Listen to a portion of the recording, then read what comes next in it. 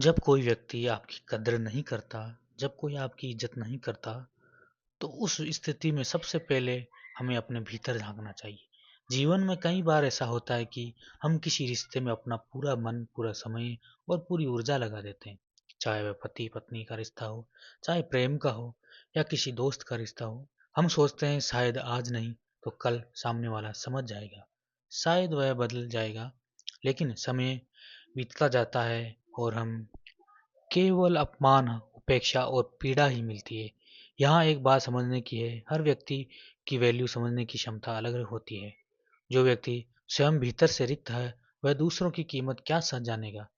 आप किसी को अमृत भी दे दें, लेकिन वह अगर उसकी चेतना मिट्टी की है, तो उसे अमृत का स्वाद नहीं आएगा।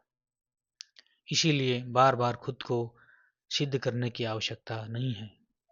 बार-बार यह साबित करने की ज़रूरत नहीं है कि मैं योग्य हूँ, मैं अच्छा हूँ, मैं तुम्हारे लिए सब कर सकता हूँ। जिसे देखना होगा वह बिना बताए देख लेगा, जिसे समझना होगा वह बिना समझाए समझ जाएगा, और जो नहीं समझना चाहता उसे संसार की कोई भी शक्ति नहीं समझा सकती। अब बात आती है सम्मान की। सम्मान कोई सिखाई जाने वाली चीज़ नहीं है। जिसके भीतर संस्कार है वह सम्मान स्वाभाविक रूप से देता है, और जिस व्यक्ति को अपमान करना आदत बन गई है हो, उसके साथ रहकर केवल अपने आत्मसम्मान को ही खोना है। अगर कोई व्यक्ति आपको लगातार नीचा दिखा रहा है, आपकी भावनाओं को तुच्छ समझ रहा है, आपकी भलाई के बदले आपको ही दोष दे रहा हो, वहाँ ठहरना धर्म नहीं है। धर्म अपने आत्मसम्मान की रक्षा करना है। कभी-कभी हम पीड़ा को ही अपना स्वभाव मान बना लेते हैं। अपमान को सहते-सहते हमें लगता है कि यही जीवन है। लेकिन ऐसा नहीं है। जिस रिश्ते में आप भीतर से टूटते जा रहे हो, जहाँ आपका मन घुट रहा हो, जहाँ आपकी आत्मा रो रही हो, रिश्ता आपको ऊपर नहीं नीचे ले जा रहा है। और याद रखिए, जो व्यक्ति वर्षों में नहीं बदला, वह अचानक नहीं बदलता। अगर बदलना होता तो बदल बदल चुका होता। इसीलिए किसी के पीछे रोना, गिड़गिड़ाना, अपनी कद्र की भीख मांगना केवल आपको कमजोर बनाती है। जीवन बहुत मूल्यवान है।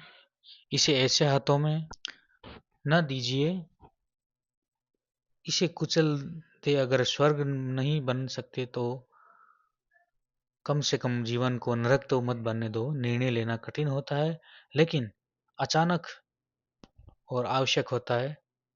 जब निर्णय आत्मसम्मान के पक्ष में हो तो ईश्वर भी आपके साथ खड़े होते हैं।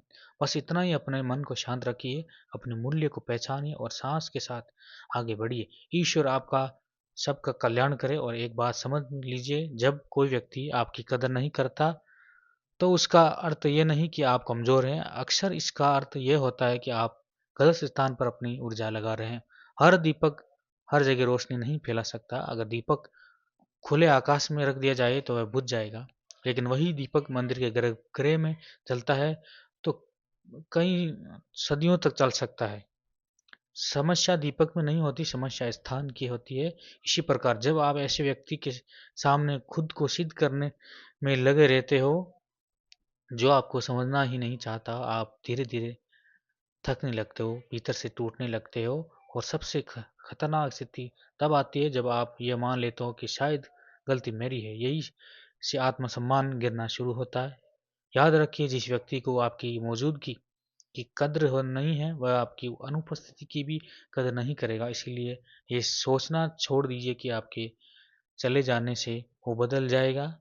कई लोग कहते हैं थोड़ा और सह लो, रिश्ते निभाने से बनते हैं, लेकिन हर सहनशीलता पूर्ण नहीं होती। कभी-कभी सहनशीलता आत्मा पर अत्याचार बन जाती है। जहाँ प्रेम होना चाहिए, अगर वहाँ भय है, जहाँ सम्मान होना चाहिए वहाँ अपमान है, और जहाँ ठहरना विवेक नहीं मूर्खता है। ईश्वर ने आपको यह जीवन किसी के पैरों तले कुचलने के लिए नहीं दिया है। आपकी भी एक अस्तित्व है, आपका भी एक मूल्य है, और जो व्यक्ति आपको बार-बार गिराने की कोशिश कर रहा है, वह आपके साथ नहीं, आपके विरुद्ध खड़ा है। ऐसे में दूरी बनाना कोई अपराध नहीं है। चुपचाप पीछे हट जाना अक्सर सबसे बड़ा उत्तर होता है। ना लड़िए, ना समझाइए, ना शिकायत कीजिए। बस अपने भीतर इतना साहस पैदा कर दीजिए कि आप गलत जगह से हट सकें, क्योंकि जिस दिन आप स्वयं को चुन लेते हैं, उस दिन से पीड़ा कम होने लगती है और धीरे धीरे मन आपको शांति की ओर ले जाता है, नींद बेहतर होने लगती है,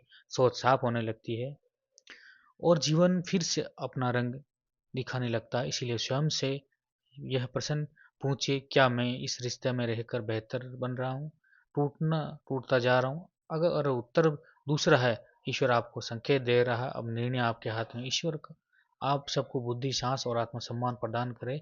और यह गहरी बात समझिए, जब कोई व्यक्ति आपको बार बार चोट पहुंचा रहा है तो फिर आप उसी से आशा लगाए बैठे हो, तो पीड़ा आपके कारण वह व्यक्ति नहीं, आप खुद हो। आपकी अपेक्षा पीड़ा का कारण है, अपेक्षा ही दो दुख का कारण है। हम सोचते हैं इतना कर रहा हूँ फिर भी कोई क्यों नहीं समझ रहा, लेकिन जिसे कभी आपकी भावनाओं को पढ़ने की कोशिश नहीं की, वह आपकी चुप्पी को कैसे पढ़ेगा, समझेगा। प्रेम दबाव से नहीं उपजता, सम्मान डर से नहीं आता और कद्र मांगने से नहीं मिलती। जिस रिश्ते में आपको बार बार खुद को साबित करना पड़े, वह रिश्ता धीरे धीरे आपकी आत्मा को थका देता है। और याद रखिए, जो व्यक्ति आपकी को खोने से डरता नहीं, वह आपको कभी भी पाने की कोशिश नहीं करेगा। इसीलिए अपने मूल्य को किसी स्वीकृति पर मत टिका दीजिए। आपकी हिम्मत, आपकी कीमत इस बात का तय नहीं होती कि आपको कितना चाहता है, बल्कि इस बात पर तय होती है कि आप स्वयं को कितना मान देते हो।